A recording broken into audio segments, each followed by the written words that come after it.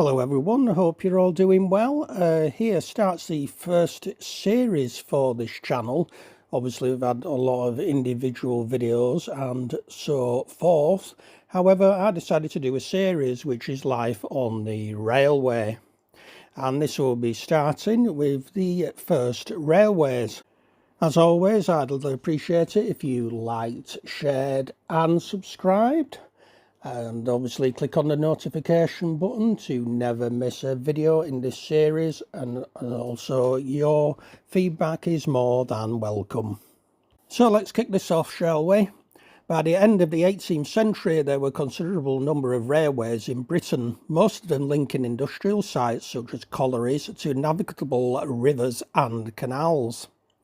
They were generally known as tramways, and horses were used to pull the trucks along.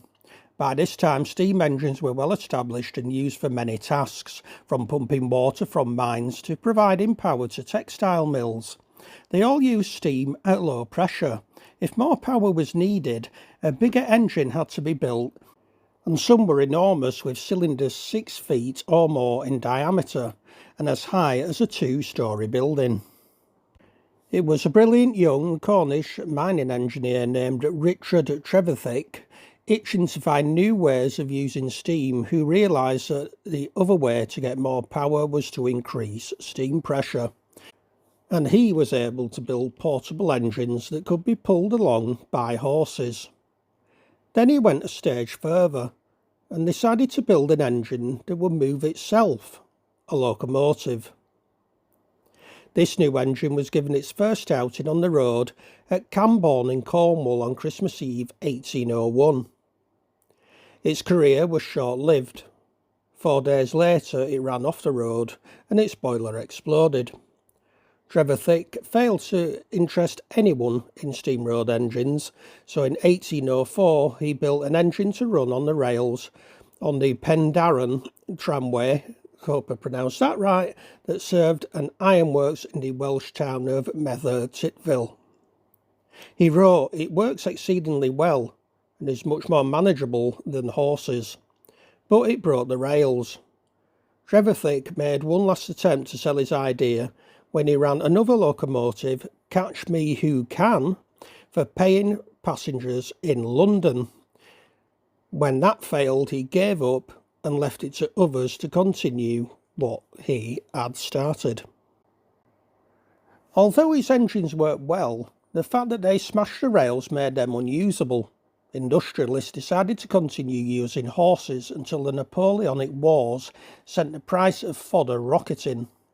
John Blenkinsop of Middleton Colliery near Leeds in Yorkshire pondered the problem. A light engine would not break the rails, but nor would it do the job. What was needed was extra traction. Together with Leeds engineer Matthew Murray, Blenkinsop came up with a solution: the rack and pinion, where a toothed wheel on the engine engaged with a cogged rail, the sort of device now only seen on mountain railways.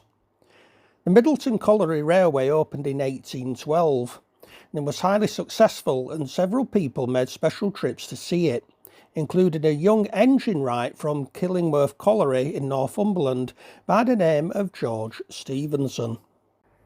Stephenson was encouraged by his employers to build a locomotive for their colliery, and the resulting engine was closely modelled on the Middleton engine, but without the rack and pinion. Stephenson was not, however, the first engineer from the northeast to build a locomotive to serve a local colliery. That honour went to William Headley. But he was the most important. He became a champion of steam locomotives and was successful in persuading promoters to build a public railway between Stockton and Darlington that would use steam locomotives for freight.